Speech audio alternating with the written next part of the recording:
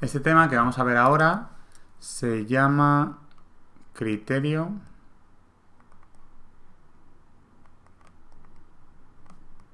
energético de fractura.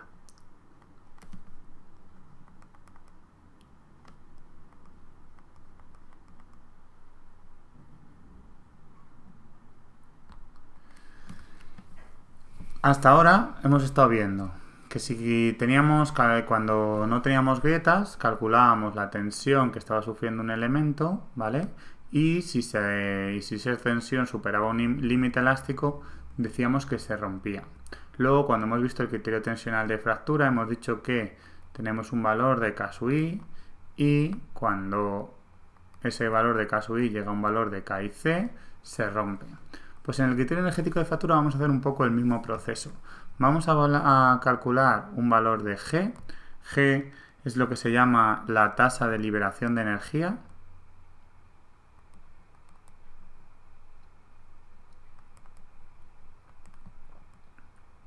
Y lo vamos a comparar con un valor de R que se llama energía específica de fractura.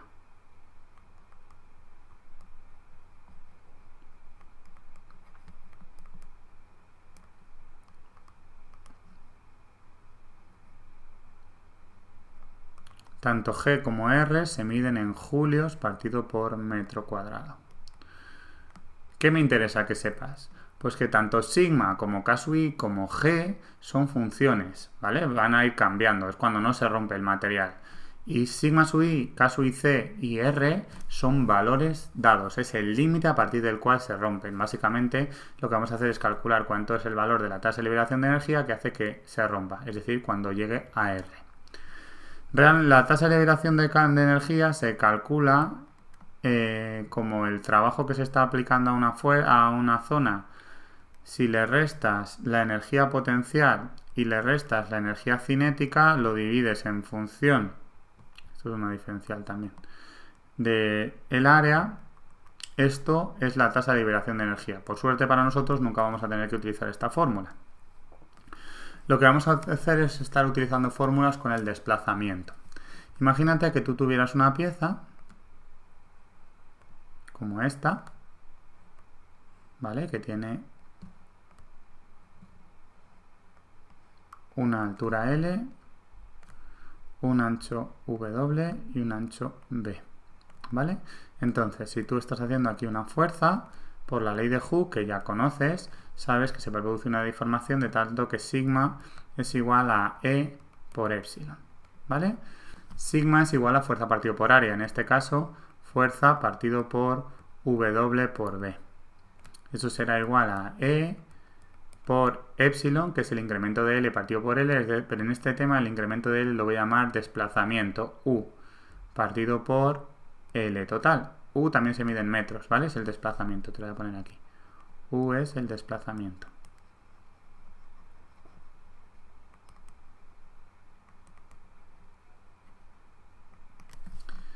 De tal manera que si yo despejo aquí, yo podría decir que U es igual a L partido por W por B y por E, todo esto multiplicado por F, ¿vale? El desplazamiento que se produce es igual a una constante por la fuerza. Este valor de la constante se llama flexibilidad y se pone con una C minúscula. C es la flexibilidad.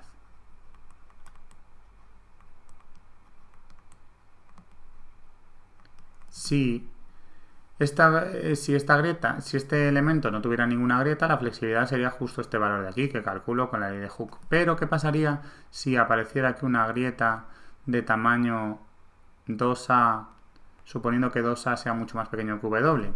Pues que este tamaño de la flexibilidad variaría y ahora U sería igual a L partido por B por omega y por E más 2 por pi por a al cuadrado partido por E por B por omega al cuadrado, todo esto por F.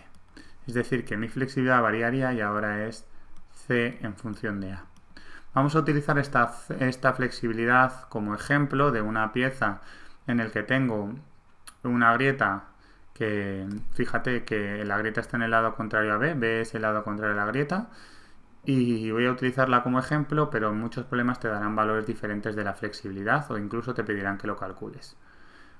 Para poder relacionar el desplazamiento con la tasa de liberación de energía, yo voy a tener que mirar dos cosas. Si tengo la grieta en el medio,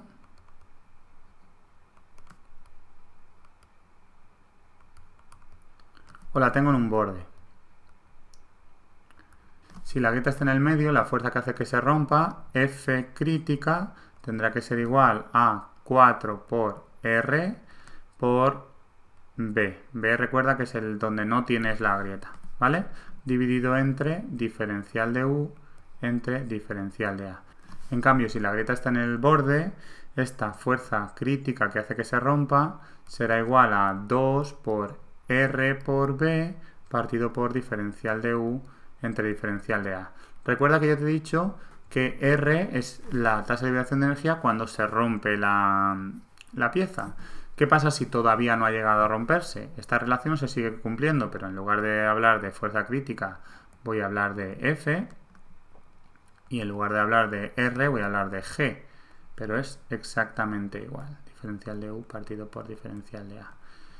Entonces aquí sería F es igual a 2G por B por diferencial de U partido por diferencial de A. Vamos a trabajar, por ejemplo, con este problema.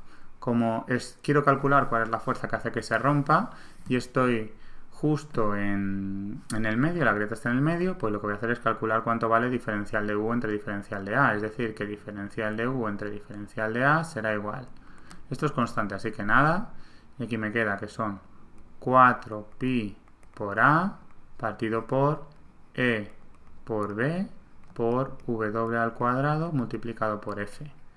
Sustituyo aquí, es decir que F crítica tendría que ser igual a 4R por B partido por diferencial de U partido por diferencial de A, que es lo que acabo de calcular, que es 4 por pi por A partido por E por B por W al cuadrado multiplicado por F.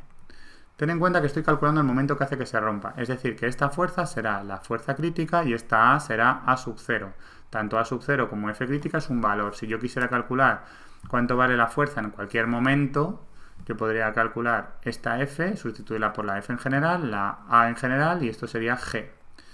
Sustituyo los datos que pueda suprimir, es decir, este 4 con este 4 puedo sustituir, esta F crítica la puedo pasar aquí multiplicando y podría decir, por ejemplo, que F crítica partido por al cuadrado partido por B, B al cuadrado por W al cuadrado debería ser igual a R por E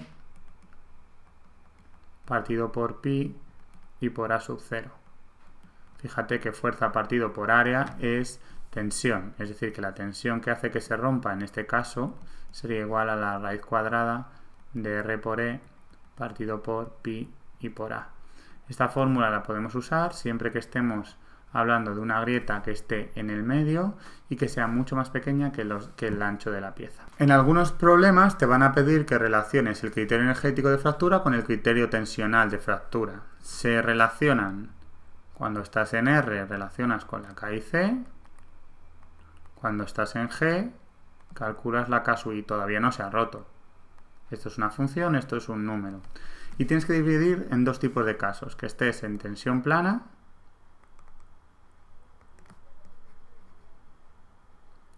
o que estés en deformación plana.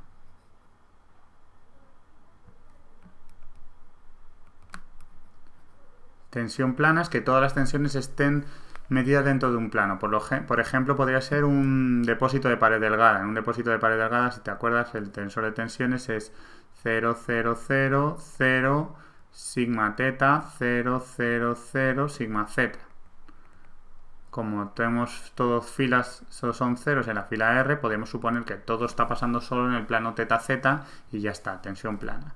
Con deformación plana sería exactamente lo mismo, pero con el tensor de deformaciones. Por ejemplo, si yo tuviera epsilon, gamma medios, pero estos son todos ceros, yo podría suponer que es como si solo estuviera trabajando en este plano. Si estoy en tensión plana, se cumple que R es igual a K y C al cuadrado partido por E, y que, por lo tanto, G es igual a K sub I al cuadrado partido por E. Si estoy en deformación plana, lo que se cumple es que R es igual a 1 menos nu al cuadrado por K y C al cuadrado partido por E, y por lo tanto G es igual a 1 menos nu al cuadrado por K sub I al cuadrado partido por E. Y con esto ya tenemos datos para empezar a hacer problemas, así que vamos a por ello.